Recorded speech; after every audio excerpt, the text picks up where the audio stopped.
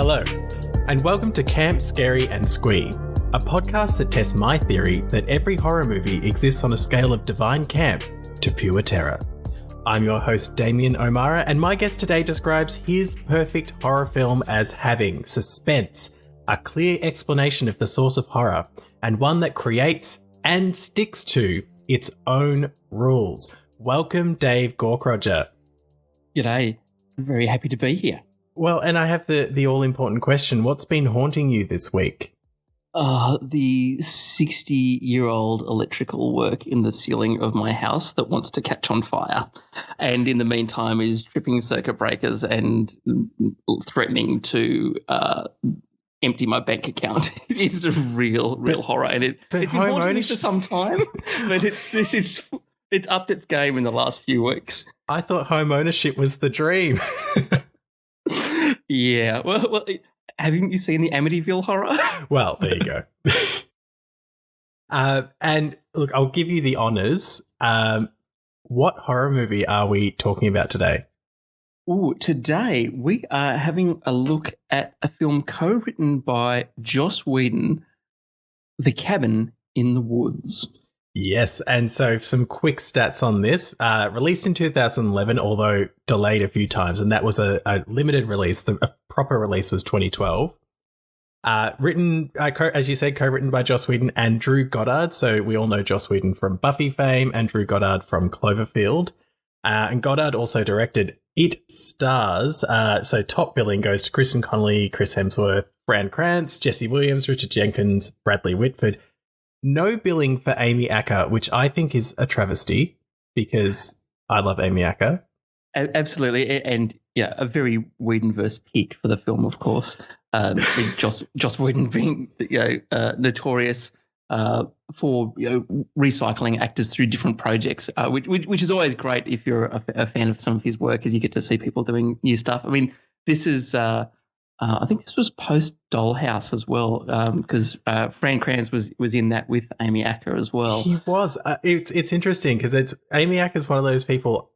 I first noticed her in Dollhouse and then went back and was just like, oh, she's just in everything I like. Right. Okay. She's quite she's really good in this kind of genre of that kind of things that are a bit thrilling. She often plays someone that's a bit complex. Yeah, she's a really fun actor to watch on screen. And of course, as you mentioned, Chris Hemsworth's in this. And because of the delay in the film, this was filmed before he was cast as Thor, which of course is now one of his most iconic roles. But this was released afterwards. So in some ways, it probably got a tiny little bump, little Hemsworth bump off the back of some Marvel action there. I think you'd get a little bit of crossover between horror fans and MCU fans. There's got to be just a little bit. Actually, it does take me to. So the film grossed $66.5 million, which was against a $30 million budget, which is not like nothing to be scoffed at. You know, it's not like breaking records, but that's a nice amount of money for a film to have made. It is, especially for one that had such a tortured route to release as this one did. I mean, films that sit on the shelf for whatever reason or go through development hell rarely end up in a good place. And so this one did okay. And I think is also, like many horror films, do end up as a bit more of a cult classic than a box office success.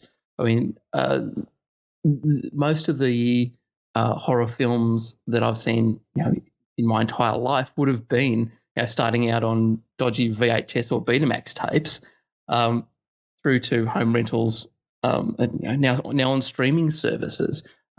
For whatever reason, I don't think that horror hits as big as a box office genre as perhaps it should.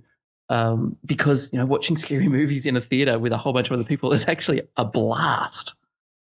Yeah, very true. And it's funny because there are horror films that have been huge box office successes, and a big part of that has been about the if you think of, say, The Exorcist, this huge PR engine behind it that was all about telling people how scary it was. And there's that thing where the the PR behind something like The Exorcist was so strong that it permanently affected Linda Blair's life. Like she had security and had to protect herself because they created this sense that she was literally possessed, and that people watched this film and went through huge emotional turmoil, fainted, threw up, all sorts of stuff.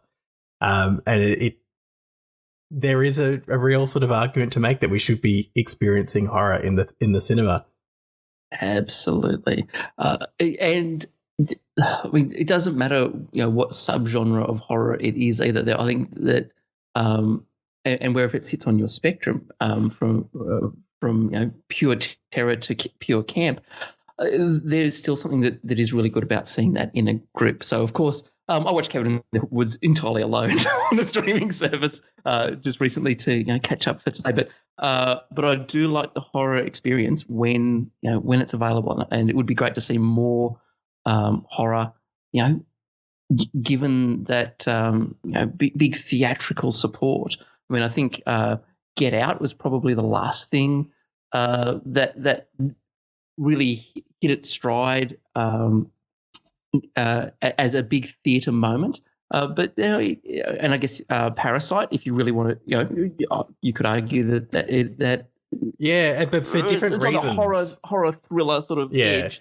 But again, they're not the sort of. I don't think that they're necessarily going to push a big horror renaissance in the theatre, because a lot of the stuff that we're seeing in horror and what horror fans ask for is often seen as not being palatable, or stuff that studios want to present, which brings us to The Cabin in the Woods. Yes. And the very, very strong meta story to this, which we can talk about later.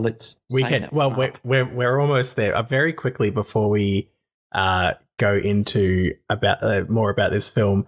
So the IMDb description of The Cabin in the Woods is 5 friends go for a break at a remote cabin where they get more than they bargained for, discovering the truth behind the cabin in the woods, which is the most meta description for this film.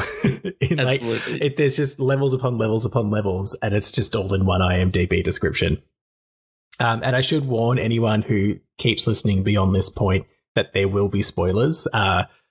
If you haven't watched this film and you are worried about spoilers, don't listen to a review about it. But also, we're about to delve into it. So I got the sense, because you sort of put this forward as something you want to watch, was this or Scream, and Scream was already taken. And I got a sense that it sort of held a special place for you in terms of a horror film. Very much so, because the thing that I do love about The Cabin in the Woods is that it plays a whole bunch of different roles. On one hand, it is kind of a love letter to the horror genre, but it also is a sometimes really biting critique of the horror genre and of the audiences. And it plays with that in a couple of really, really clever ways. And why I sort of put this one up as an option along with Scream is, I think, Scream also has that real depth about being a good horror movie, while also interrogating the tropes that it's using itself. Now, I think they do it in very, very different ways. I think as a pure scary movie, Scream is fits that bill better. The Cabin in the Woods is having a different kind of conversation. I think the humor in Cabin in the Woods is a lot more prominent, which is again not unusual in a Joss Whedon script. But yeah, I love both of them for that way of really interrogating the genre, because of course I came up watching, as I said, bad VHS copies of horror movies through the 80s and early 90s. And while some of that stuff was great, some of it was just trash, to be quite blunt. And so it was the sort of thing that was at every party and every sleepover. And so looking at that stuff, with open eyes and with a real love for the genre is something that I enjoy to see. I feel like it's something we can both connect on, in that while my sort of love of horror was through the late 90s, early noughties when I was a teenager, it very much became this great feature of the sleepover. And, different people wanted horror for different reasons. And you can look at the friends that you watched horror films with at that age and see how those relationships have with horror have changed. And I really loved it and went on to study film and am obsessed with it and love when I see an intertextual reference between, a modern horror film and something I saw that was made in the 70s or 80s. And other friends are just like, they just want the scare. Others reject it entirely. And everyone, I think, has moments of that relationship with horror early in their lives. Yeah. And I think this would be a bit of a litmus test for different types of horror fans too. I think there would be a lot of horror fans who would come away from The Cabin in the Woods really disappointed in it. But again, I've got some theories about that too, and we'll get to that as we go along.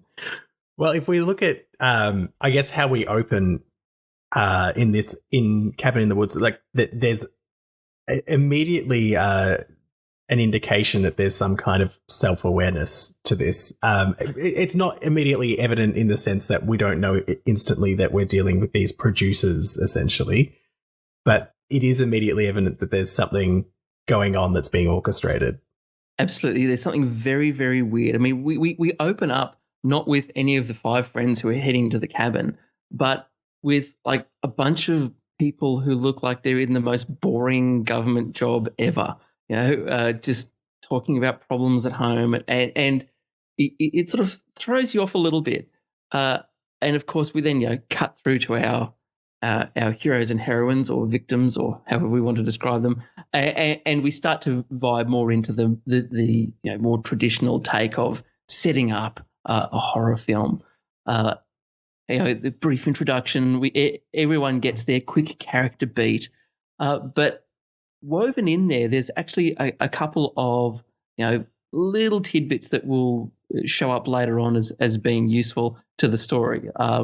Again, I think the script's well crafted. So, for example, we find out that Jules has had her hair dyed, and that's not something that normally happens. And we find out about some of the relationships between the other characters, which will pay off later on. And of course, as we see everyone pile into the big camper van and head off up the road, we have the slow pan away to the guy on the roof with the earpiece who's reporting in, which, as you say, just immediately shows us that this just is not going to be straightforward. No, there's also this great as they're in the camper van, which they're taking a camper van to a cabin. I know, which I found quite perplexing. But Marty, the person who takes that role of the fool, that traditional role in a horror film, particularly the slasher, stoner. Yes, our stoner, goes on this huge kind of philosophical, we're getting away from all of the monitoring and we're unplugging, and it's so important because we're so scared to be disconnected. But little does he know that he's about to be more wired in than ever. Absolutely. And again, lots of nice little nods like that throughout this. But it's also a great tell in terms of the script of, from the very, very start, Marty spoils the whole thing. Yeah, he really does. Really, he tells you exactly what's going to happen. And we're being watched. There are, and as he goes along, as things get weirder and weirder, and he starts talking about puppet masters and things like this. It's like the whole way through, Marty's just telling you, look, this is what's happening. And of course, no one else in the film is listening. And as the audience, I wonder how long it takes for us, even though we actually do see the moving pieces behind. I think we still don't get it at the same level that Marty does for a fair while. No, and I think probably the other funny thing there, and this is getting into something that comes along a lot later, but he's put in this position of the fool, which is also something that kind of aligns with the jester, and there's this kind of speaking truth to power thing. Like he's holding a mirror up and saying this is what's happening, and he's potentially much more insightful than we all give him credit for. Absolutely. So do we want to roll through the plot as we go? Yeah, we should roll through the plot. So probably the next important thing is that we get to meet Mordecai, the gas attendant. And like, I love this trope. I love that kind of, insane warning sign that everyone just ignores for God knows what reason. Like, yes. So the character, the camper van pulls up at a gas station, and there's this confrontation with this almost deranged looking old man who's like proper aggressive with them. And that's like a bit of a shift on that trope as well, because normally he's kind of like, I saw some young people, they went up there and they never returned. But it's like, he's a bit scary, and like, you almost think he's going to be a villain. And it's the first good jump scare of the film. And this is what I think makes it a good jump scare. Is I knew it was coming, and it's still like it got me. It got me. It really does. And the as you say, the aggression there throws a real different vibe into it. And of course, the really funny thing is later on when it's revealed that the people we saw at the start, Bradley Whitford and Richard Jenkins' characters, Hadley and Citizen, are basically running a control room that's behind the scenes that is going to be, pulling the strings of the young people while they're in the cabin. And of course, Mordecai rings into the control room. Yes. And they're just mercilessly mocking him. This is just like a workplace comedy on one hand, wrapped around this horror movie, and it's a lot of fun to sort of hear Mordecai. Am I on speakerphone? Yeah, upset about being on speakerphone. I can hear the echo. I'm on speakerphone. Yeah, a fun character, and look, I do wish that maybe we could have played him out a little bit more. But as you say, like, because he's so aggressive, you think, there's going to be a big thing there, and no. It had been a while since I saw it, and like, he's super aggressive, and then you see that horrible picture, that painting, and there's this person holding like a scythe or something, and I was like, oh, that's Mordecai, and I was like, oh, I've seen this, I know that's not him. I throw some money at him. I think he throws it on the ground, and they like bolt off, and they head to the cabin. And we see here again another staging piece in that we see the cabin going into a great big tunnel that's cut out of the side of the hill, and as we follow through and watch the cabin go into the tunnel, we also see a bird that's following it along and flies into a force field, and it gets absolutely torched. Which, again, first time I watched it, I'm just kind of like, that's really, really weird. But, of course, it turns out that that's Chekhov's force field. We're going to need that later on. But I get back to the things that I like about, horror movies. I like them when they set rules and then stick with them. And I think this is, again, part of it, is you need to call out everything that is going to happen in this story nice and early to bring the audience along, and so I think they actually achieved that reasonably well. All the sort of behind the scenes stuff in the control room, it does really feel like a government department. This is the kind of office environment where you've got the intern who's everyone's ignoring. You've got a whole bunch of people from different departments who, they work together, but they don't necessarily like each other or get on very well. And they're all, can be snarky about everyone, who's not doing their job and that sort of stuff. I think it's well developed, and that's a big part of what keeps the whole thing rolling. Yeah, it does this thing that it kind of connects you to these people that are pulling the strings, who you can see that they're doing something. It feels sinister, but you also see that they're all people, and it's kind of that creates a bit of depth to the evil or the big bad that hasn't existed before. Like, often the big bad is something that you only really you get to see their backstory, but then the backstory is an explanation of why they're bad. Whereas this is, you kind of see an explanation of their life outside of this thing that they're doing in their government department type job. Absolutely. And I guess we should probably also discuss the the idea of the fact that this is only one control room from around the world. That on this particular weekend, all throughout Europe and in Japan and a whole bunch of other places, there are other teams who are also going through different rituals, but of sacrifice. So here we're looking at trying to manipulate 5 young people, but in the different countries, we've got very, very different looking rituals. And it's noted that Japan has never failed before. The news has just come in that Berlin has just failed, and they're very dismissive of the Germans' capabilities. And they make the point that they've only ever missed once. And so there's a lot of confidence going in, without, and it's great to see that this is part of a bigger conspiracy without still really letting us know exactly what is behind it. Well, it's a nice setup to kind of, as you say, something that creates rules that then sticks to it. It's a nice setup to allow us to understand how all of these things exist in the same world while also not contradicting one another. So it's all about the cultural implications of how this is formed, and everyone has their own culture, but this is what America's or the US or Western society really has as a cultural kind of norm. And that's been perpetuated through movies is part of the reason why it's the ritual they follow. And it's, you can say the same for Japan, because their example is what is essentially Samara from The Ring. It's taking these cultural myths and showing how it works for them. It's how they achieve the end goal of these ritual sacrifices.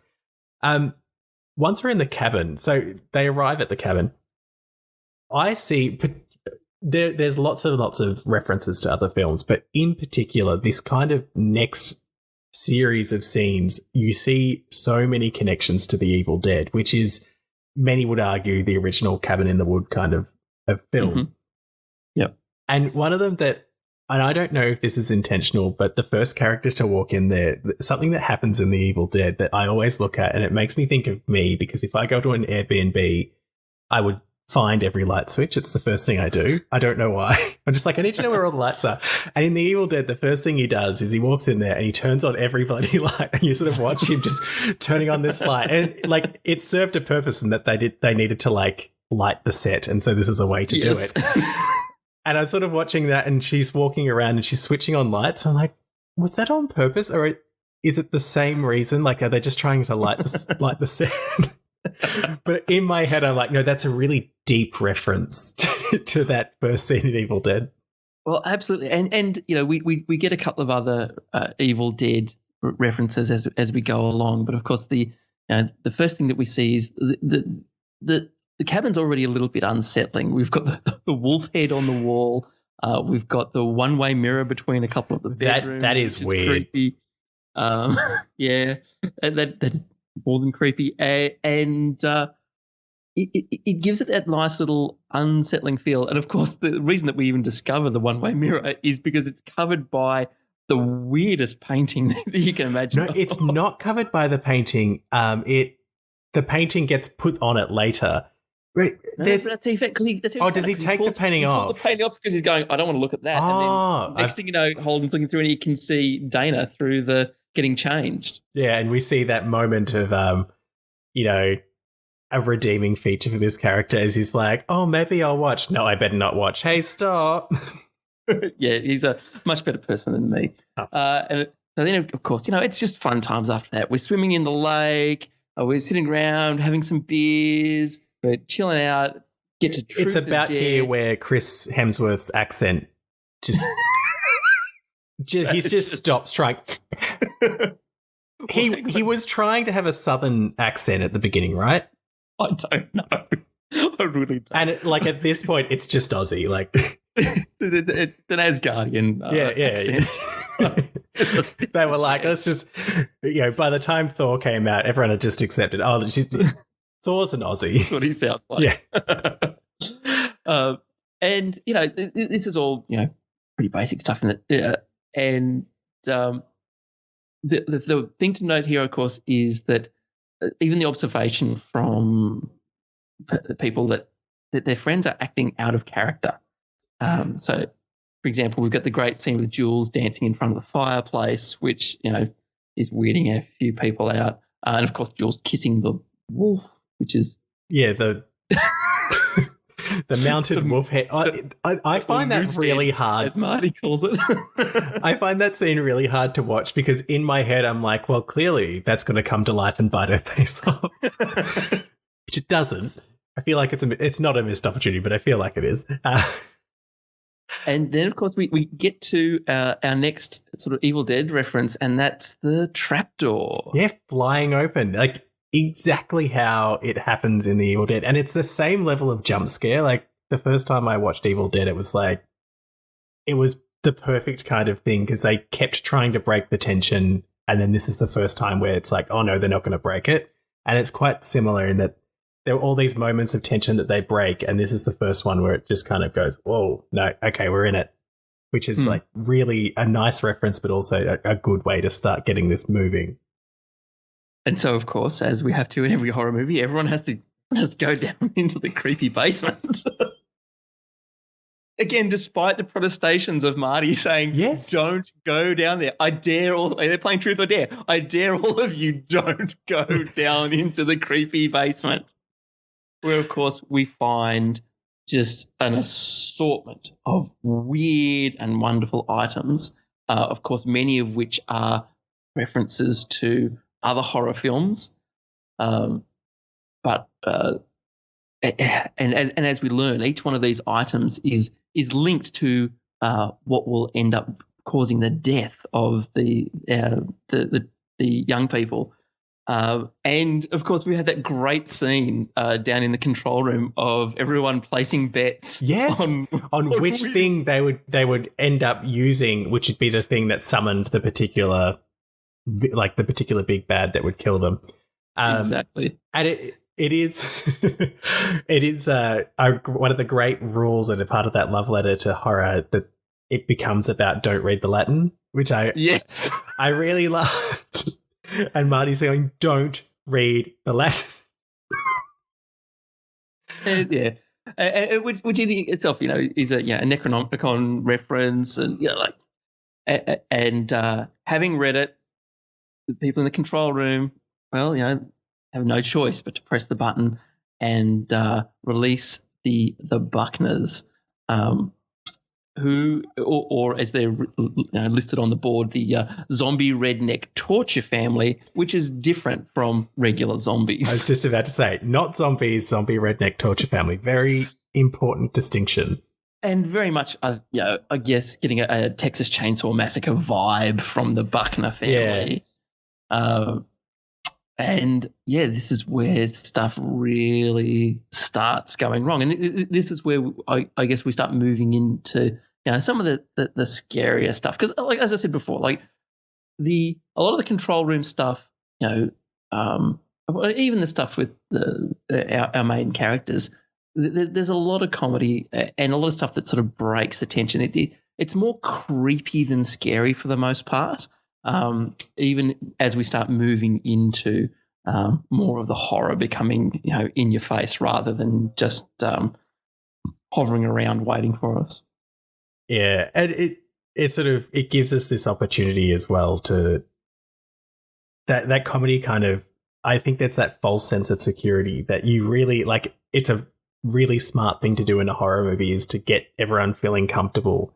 And it's that whole point of there are all these opportunities for something to go wrong where they don't. So you stop expecting something to go wrong. And it sort of leads us to our first big death is that I keep forgetting the names. Kurt and Jules end up sneaking out into the woods for some sexy fun time. Well, yeah. I mean, why would you do it in a house when there's like poison ivy everywhere that you can go and roll around? It would be so uncomfortable. Look, to be fair, Chris Hemsworth and Anna Hutchinson, very, very attractive actors. And I think that if either of them were propositioning to someone to roll around the woods, there would be very few people who would sort of turn around and go, look, no, I don't think so. You take Hutchinson, I'll take Hemsworth. It'll be fine. Before, this is scene happening, and it's possibly one of my favorite moments is the hope for boobs. Yes. In the control room, they're like, "Oh, let's see some boobs," and there's the the exposition character, the guy whose first date is, so that we have someone who needs to be told what's going on to help us understand what's going on. Ronald, the intern. Oh no! It's the Truman, the security guy. Yeah, but he sort of goes, really? Is that how it? And they're like, it's not up to us. There are people upstairs and there are people downstairs who need these things. And, so there's the classic horror movie rule that she has been a bit of a slut and therefore must die. And it's always, that trope that the first person to die is the sexually promiscuous woman. And we get to the sexy fun time continues. She rolls over. Is she reaching up? I don't know. Her hand is extending strangely off to the distance. No, she just grabbing. I mean, there's no sheets there to grab, but she wants to grab onto something because she's searching for a root. Is turning her crank, only to have her hand sort of pinned to the ground with a trowel. Yes, it's a good. I assume a practical effect. It looks real. It looks horrific.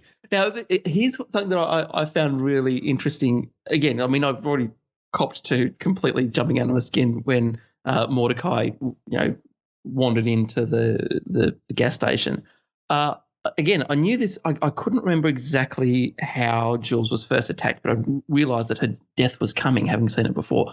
But that, the stabbing, didn't sort of hit me the same way a jump scare did. It was just hit me in a really raw place instead. It was a very, very different sort of experience. And then that went through all of what came next. I mean, the rest of the Buckner family attacks them.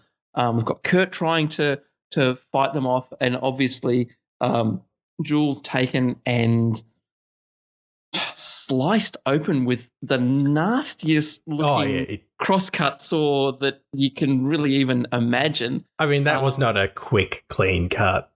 Oh no, that was a rusty experience. Yeah. I can see you oh god. look for me, that was probably one of the most intense moments in the film, because it is just so really raw, and it's very, very practical. And yes, I know there's zombie redneck torture zombies, but it's not hard to sort of look at what Jules is going through and be able to feel the fear. It really does build that up incredibly well. I mean, we're going to see a bunch of other monsters as we go through the film. And I think in some ways, because they're stripped a little bit of their context of where they're originally from, then they don't become quite as scary as this moment right there where Jules dies. Yeah, it's the most kind of I'm trying to think of the right word. It's kind of the most visceral kill of the whole film. Yes, absolutely. And every other one, because you're right, that we learn a bit more about it, and suddenly they've become less meaningful and we've become less connected to the characters. We almost start to kind of think, which side are we on in this situation? Yes. Yeah, and then I think this really pushes you pretty firmly away from the control room team. Although I think it's really worth pointing out too, after Jules's death, there's this very, very solemn moment in the control room. Yes, where it's acknowledged that this is part of a sacrifice, and that's before they then go and reveal at the back of the room there's been these 5 panelled doors, and the first panel's lifted up and a big handle pulled, which again it sets off a Rube Goldberg machine to break a bottle, and we see what's presumably blood flowing down somewhere and into a lower chamber as we hear that obviously talking about the threat from down below. But yeah, so there is that really solemn moment there, which again we don't really, and maybe that's just because it's the start of the ritual, but we don't have that for the other deaths as we go along. That minute, that sort of solemnity from the directors the directors themselves that we see as we go along. Yeah, it's interesting. I guess if they tried to maintain that, it would probably become a bit tired very quickly if every time someone died it's like, oh, now we have to show say a rosary. Yeah, it's like, we get it, like we can extrapolate, it's probably happening in the background, we're not seeing it, kind of thing. So what happens next is that Dana and Holden are she's not a virgin, but she's the virginal character. She's just she's off a bad breakup with a horrible academic who's abused his position. Yes. That guy, again, that guy's getting Me Too'd even harder than Joss Whedon. So, yes. This film was definitely made a decade ago. Yeah, absolutely. Yeah, so and we get the nice, quiet sort of mood between Holden and Dana, and as you say, sort of Marty wanders off because that's. But also has a fabulous line, which we should have probably foreshadowed, that when they're reading from the diary of one of the Buckner girl, they talk about that when her father is killing, he gets a husband bulge.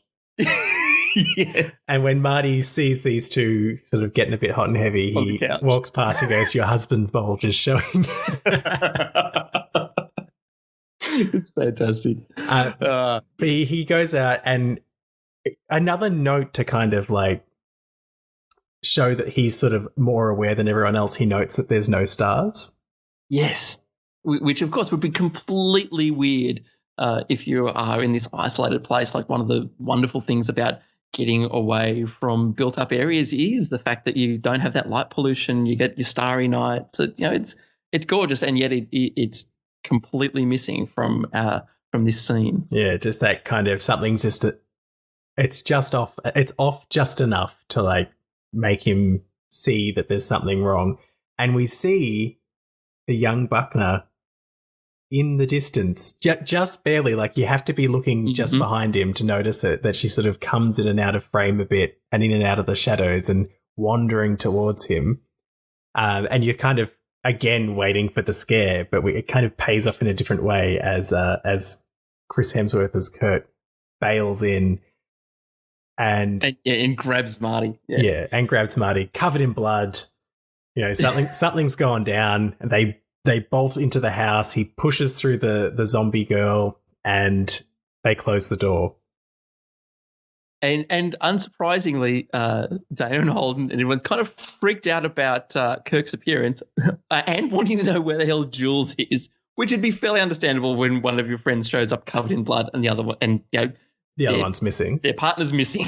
That would be a little bit distressing. And I've got to be honest, your first thought wouldn't be, oh my God, there are torture zombies out there. You'd be like, this person that I know is very different than what I thought. Yes. But they open the door to go find Jules, and standing there is one of the Buckners, the one with the bear trap that he throws at people. Yes. Very strange choice in weapon. Again, it just feels horrible. Yeah. Yeah. And whenever it grabs someone, you just it just makes you want you just kind of writhe a bit. And he throws Jules' head into the room, helping everyone understand what has happened to Jules. And not the best bit of prop making ever, but getting the message across. Yes, an effective message all the same. And we get another really interesting point in this, in the kind of rule making, and something that we start to see is Kurt says, well, we've got to all stay together. And the control room freaks out. No, they've got to split up. They need to split up, otherwise we can't do this. And they release some kind of drug that. Yeah, and this isn't the first time, of course, because well, we've had it revealed to us earlier that Jules's hair dye was actually embedded with some stuff that was going to slow down her cognitive function, and that they were going to start, pumping pheromones around the place to help, encourage her to be more promiscuous. So again, the whole thing here where we're presented with Jules as the dumb promiscuous blonde, that's all something that has been created by the control room. This isn't actually her character. This is something that the sacrifice has demanded, and so they have created. And again, where Kirk decides, we'll all split up and cover more ground, it is under the influence of something else that is clearly affecting his thought processes. So they do split up, which again, no one challenges. He goes, "Oh, actually, no, we should split up." Like, it's instant, and they go, "Yes, okay." And they all go to their rooms, and then the system locks the doors behind them. Let's just assume it's a trauma response, because after Jules' head rolls in, that's probably fair enough. Yeah, I feel like if I was in that situation, I'm like, no, first idea. Well, how can you tell? But this sort of gets us to this. They're all in separate rooms, and it gets Marty to discover some of what's going on. He breaks a lamp and finds a camera and starts to pull at the thread that is this camera that's wired in, and find that it's sort of wired through the room and there's something going on. And they're about to do something. I think they're going to release some drugs or something into his room to stop him from doing it. But one of the zombie rednecks comes to the rescue. Judah Buckner comes to the rescue. And gets him pulls him through the window and out into the outside world. And interestingly, Marty tries to fight back, but then is pulled off screen and down into a bit of a ravine where we hear some stabbing. We do. And we then see in the control room, next panel open, and pull the next switch, which is interesting enough followed by like a slight tremor, like a slight earthquake in the control room after they do that, which again is foreshadowing what's to come. So I'm trying to think what happens next. So much is going on. Well, we have goes to Dana. We have next. Holden smashed through the window, so so he and Dana end up together. Oh yeah, the one-way mirror. Yep. Yes, and I think Judah Buckner is now in Dana's room.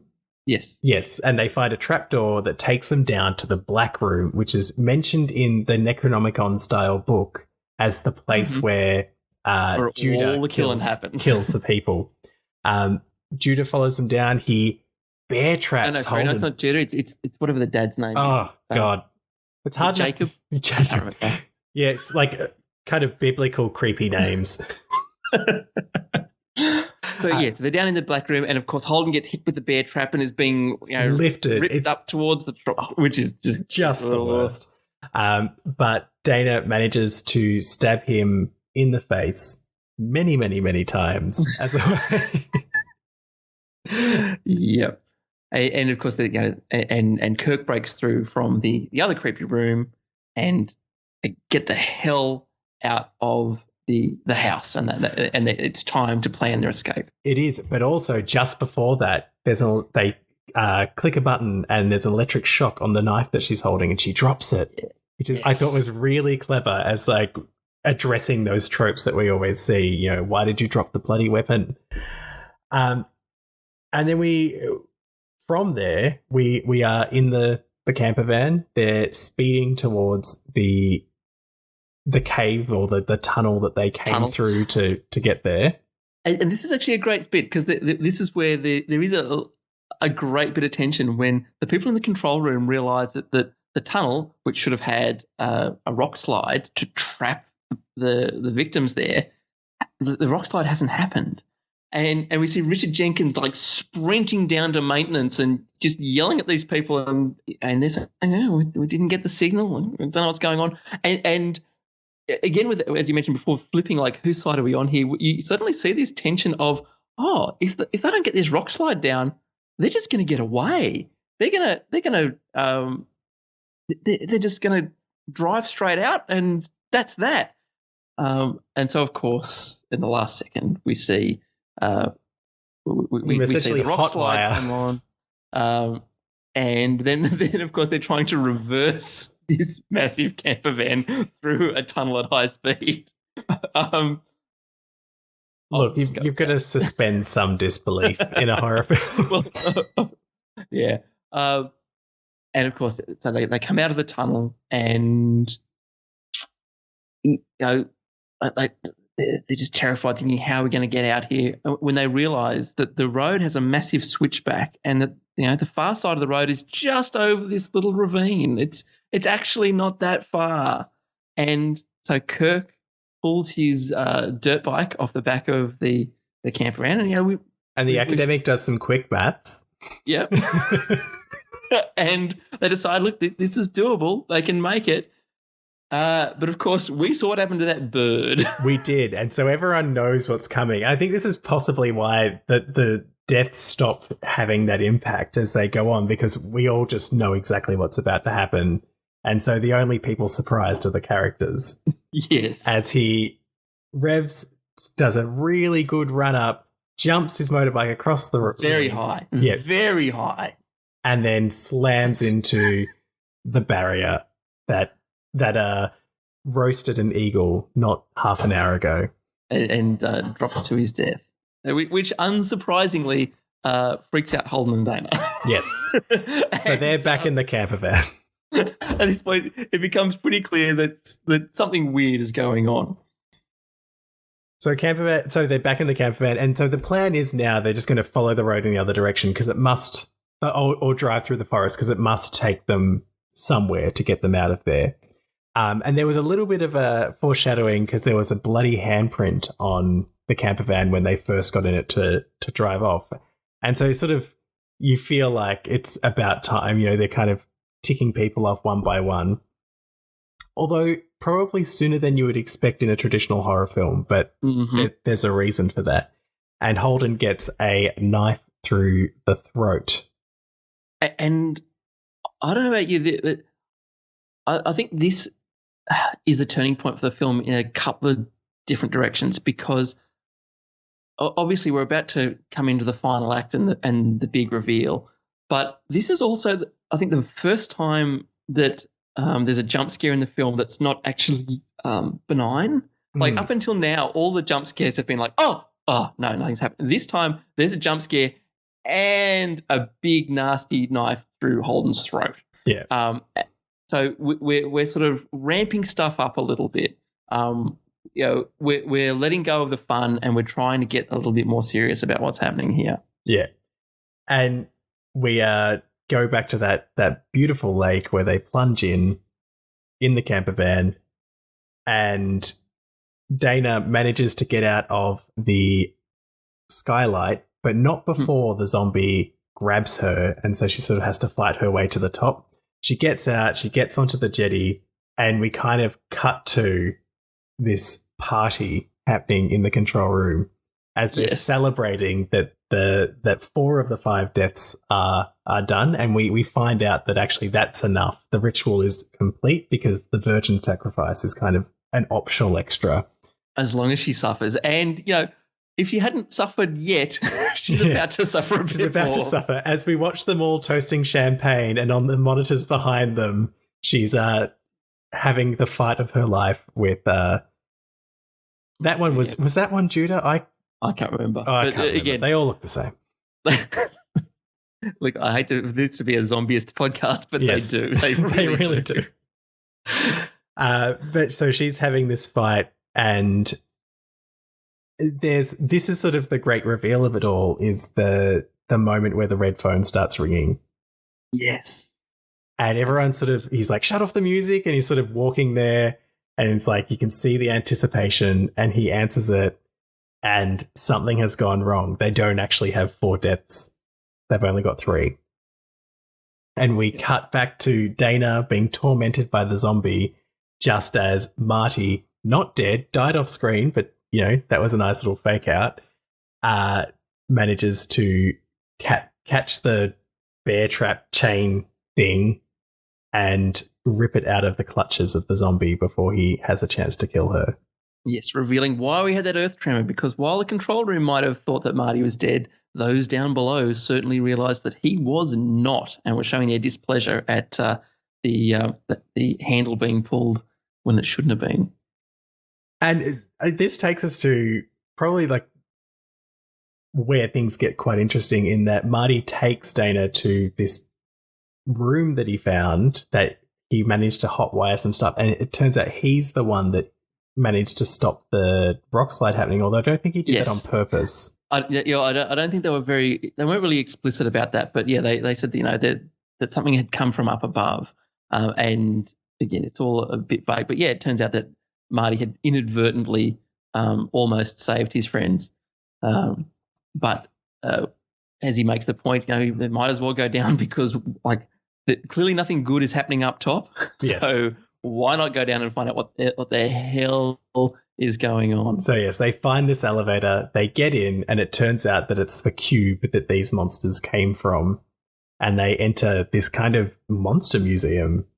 A great storage area, and there are so many cool things here. And again, this is where we're seeing a lot of references to plenty of other horror films, and of course, everything on the whiteboard is there, and there's a few other new things that will show up along the way. But I really like the way that this is done, like the reveal, moving along, and they're sort of seeing sort of one cage after another until you finally see the point where there's all of these capture cubes with all the different monsters in them. Just from an architecture and engineering perspective, I don't know that that's the most effective way to store dozens and dozens of monsters. However, visually it looks fantastic. It does. It gives us that moment where they get to realize that that they chose, because she sees the kind of torture monster that I think is meant to be like Pinhead. Yeah, absolutely. Definitely a Pinhead reference. Yeah, and they see the ballerina with the kind of sandworm mouth. Yep. And there's this moment of realization as she looks at the little ball that he's holding that Kurt was playing with before they read the Latin.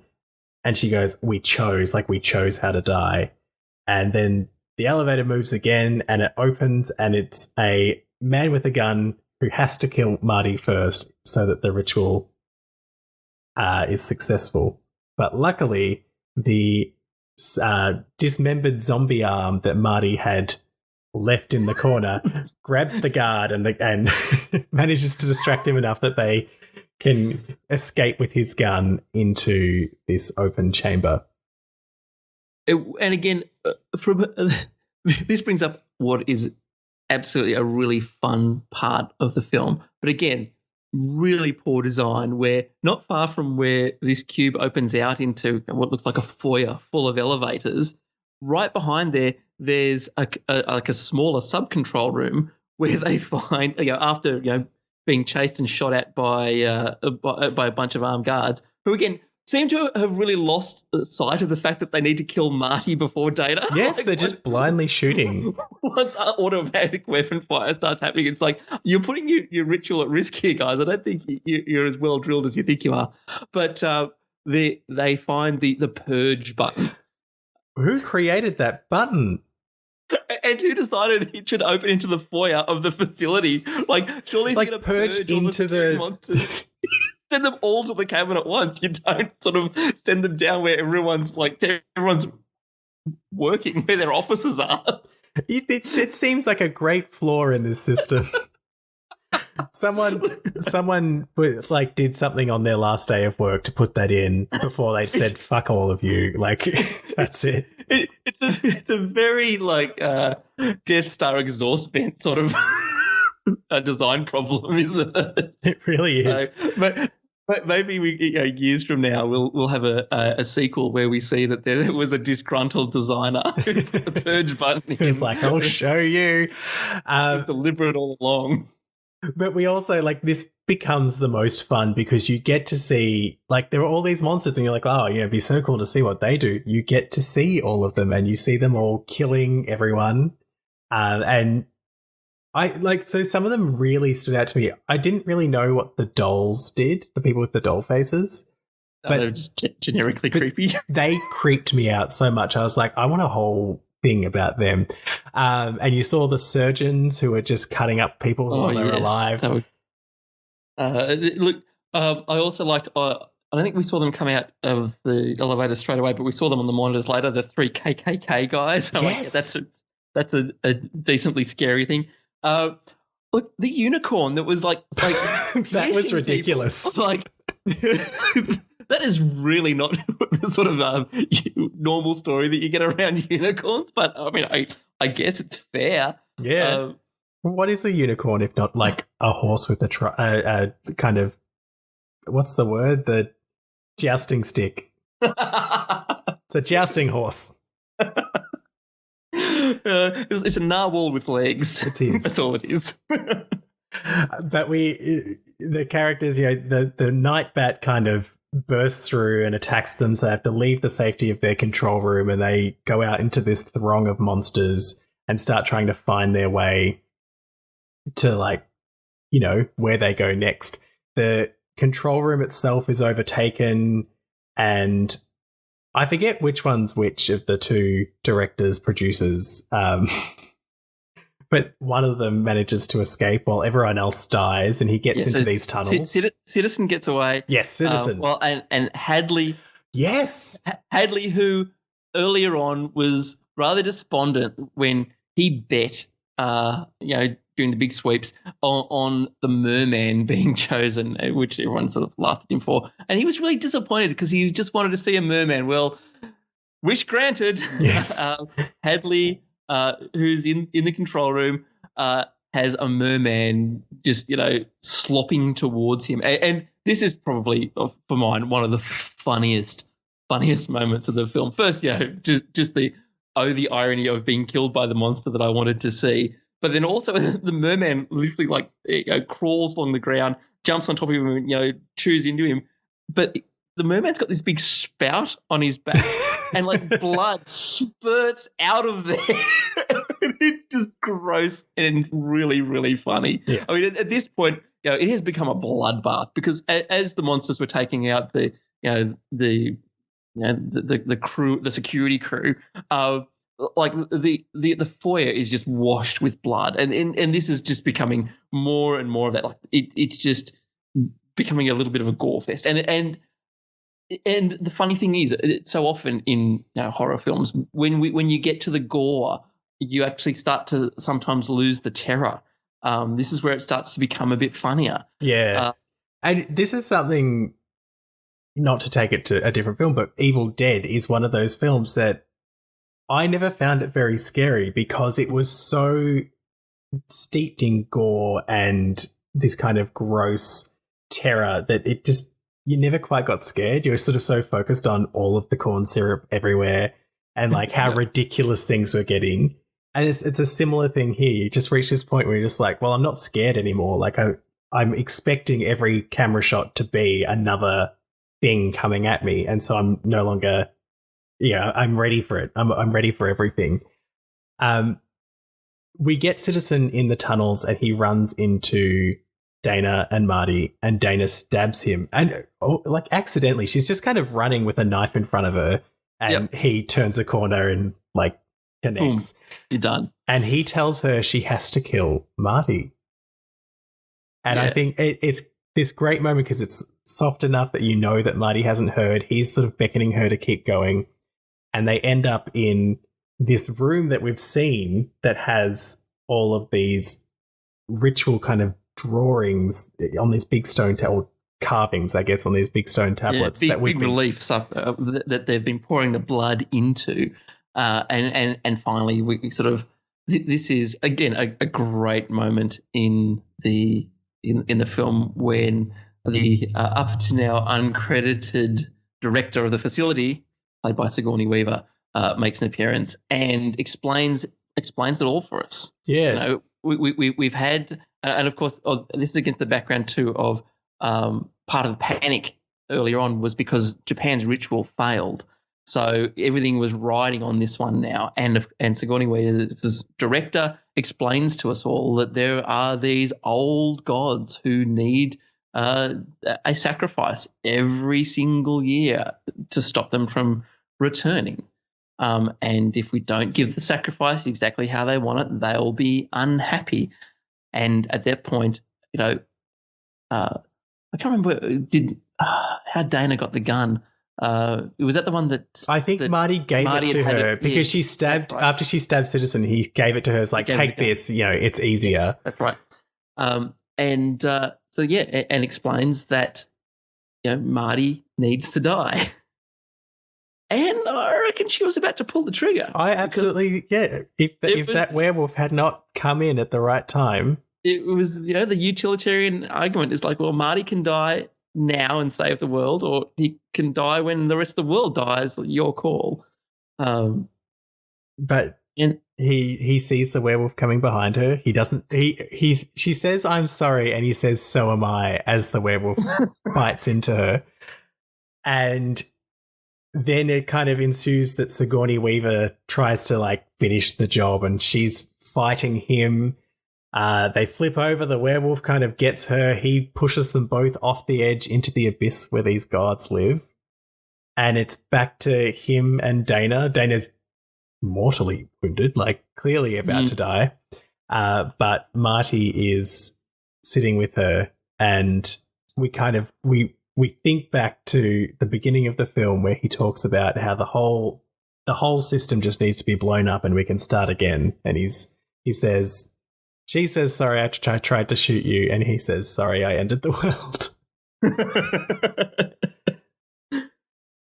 And so we get to the end, and what happens? The old gods emerge. They do. The hand ritual bursts through the cabin, and just as a final shot kind of falls towards the camera as this is the end. Yeah, and stops right there. And so this. This is what I think the most interesting part of sort of the meta narrative around the whole film is the ending, because all the way through, obviously with all the little references and bits and pieces, it's very, very easy to see where the critiques are of the horror genre and where all the little nods are. But it's here at the ending that I think the trick is really, really played. This is the final twist, and I really love reading reactions to Cabin in the Woods, because I think its greatest trick is not necessarily revealing that in a way that becomes obvious to absolutely everyone, and that is in that the old gods that are being referred to through the whole film are us, the audience, and it's our demand for blood, and it's our demand that we go through these tropes, and that the promiscuous woman dies first, and that the virgin might live, but these are all the things that we have demanded from horror movies for decades now, and all the way through to the fact that, well, the gods are going to end the world if the ritual isn't done correctly. And it's really interesting reading people who will go, "Oh, I hated the ending. I was really dissatisfied," and then laying out some hate on the movie. And it's like, yes, that's exactly right. This is exactly what they're saying. That's the whole point. Yes. Well, and this is when I was doing reading on this film in particular, a lot of Whedon's kind of reasoning behind creating this was to try and reset the expectations, to say this is a love letter to horror, but it's also an acknowledgement and a bit of a critique that we have fallen into just this kind of culture industry of horror always perpetuating a particular understanding of the world, a particular way that we look at people, and we need to reset this and start again. And it's probably there's a PhD in, was that successful? I think before this and after this, there are examples of horror films that don't follow the rules, that are entirely try to be and can succeed in being entirely original. Although since this, I feel like we've seen more films that challenge it. The one that comes to mind that you mentioned at the beginning is Get Out. That film in a way that many other films don't do, isn't about the traditional tropes that we expect. It looks at horror in a very different way, in a very, not that psychological is new, but in a very psychological way that really challenges audiences and puts them in a really different perspective or a different position. And so maybe, I don't want to give a white guy credit for Get Out, because that's not where we're going with this. But is the question, did this reset horror? And possibly not, because I've watched a lot of horror movies since this came out, and these tropes continue. They continue to be. Absolutely, but that's it. I think that it achieved its aim in terms of the message it was trying to send, and making that critique. I think it was great, and like I said, I think the slightly dissatisfying ending, as that perfect sort of allegory for what's happening on the screen, and the old gods being angry, I think that's like the cherry on top. Oh yeah, just watching a pretty tasty dessert. Yeah, watching them get upset. Yeah, it is. It is really good. And look, I'll put my hand up and go. Yeah, my first instinct was like, isn't there some other way out of this? Like, I felt that sort of dissatisfaction, not necessarily because Dana and Marty didn't die, but because I'm like, so is that it? And yeah, it was only after another watch and more thought about it and going, oh yeah, okay, now I get it. I get it. And so I think that means it's well done, because I think even if you were like me and first time out you went, like, the ending sort of caught you, it's not enough to make you, discard the film and never go back to it, or hopefully I don't think it would be so disappointing as to make you actively hate it. Like, I think it definitely sits in a place, like I said, like it's not as good a scary movie as Scream, even though they have some of those great elements of critiquing the genre. Well, it's never going to be primed for a sequel the way Scream was, God, no. Which is again another great trope of horror, is to beat the dead horse until but it I think it's a good film. I think that there would be some horror fans who would not like it at all, and that's fine. But I also think there's probably some room there for people who aren't wouldn't describe themselves as horror fans, but definitely have that adolescent experience of having seen them at sleepovers or at parties or whatever, who would see enough of the tropes to be able to get the story. Because I think the other thing that's nice is that it is still relatively accessible. Like, you don't have to have ridiculously deep knowledge. Like, there's some nice nods there for fans who do, but like I certainly am not current with my horror film watching, but I definitely am steeped enough in the tropes to be able to enjoy Cabin in the Woods quite thoroughly. So I think it's really great in that sense. It definitely fits to a genre, but it potentially has a broader audience appeal. Yeah, it doesn't. There's not a barrier to entry, as it were. You don't have to know every reference, see every Easter egg. You can watch this film and just go, "Oh yeah, that's great." Like, I really enjoyed it. It was yeah, absolutely. And so it's something that ultimately I think it holds up pretty well. I don't think they were trying to be too adventurous with the special effects and things like that, which is great, because that means that you also don't run the risk of running into stuff that a couple of years down the track really stands out as being poorly done. And of course, also the horror genre often takes pride in very practical, low budget effects that. Well, it's something there's something so beautiful about practical, low budget effects. Yeah, and it's why you see so many first films from directors and writers be horror films because they're achievable. Clearly this film was big budget, but it could have been to some degree, maybe not all of the kind of, the technology stuff, but to some degree, this could have been achieved on a smaller budget. It could have been done with practical effects. It could have been, alluding to the bigger picture without showing us the bigger picture and still been an effective film. It could have. And look, the other thing that I think that's really nice about it and that I haven't sort of seen referred to often enough is the fact that while this film is very, very meta, most horror films are. And that's something that's not necessarily acknowledged a lot outside of the genre. You are able to put real fears on screen in a horror film in the way that you can't in most other genres. I mean, if you look at the stuff through the 80s, where we're living through a time where socially we've got the satanic panic flowing out of the US, and we've got it seems weird to say it now, but before the 80s, we barely had this idea of the potential for children to be abused in any sort of sense, and then it shot to prominence as an idea throughout the early to mid 80s, and you can see that reflected in the horror films from that time as well. There's a lot of stuff where either by inaction or by something they've done, like parents have somehow created the scenario where their children are going to be unsafe.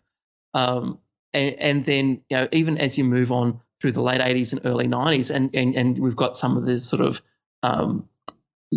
things like the AIDS crisis, and that in a way then gets reflected in some of the horror of that time of these sort of creeping menaces that are invisible and almost so difficult to stop, and trying to tap into those fears of a society is something that horror has always done pretty well, but I don't think is always well acknowledged. So, I think that by taking subtext and making it text in Cabin in the Woods, and really putting the whole meta thing in your face with the control room and everything, and that side of the story, that is also calling out the fact that, that there is something else going on.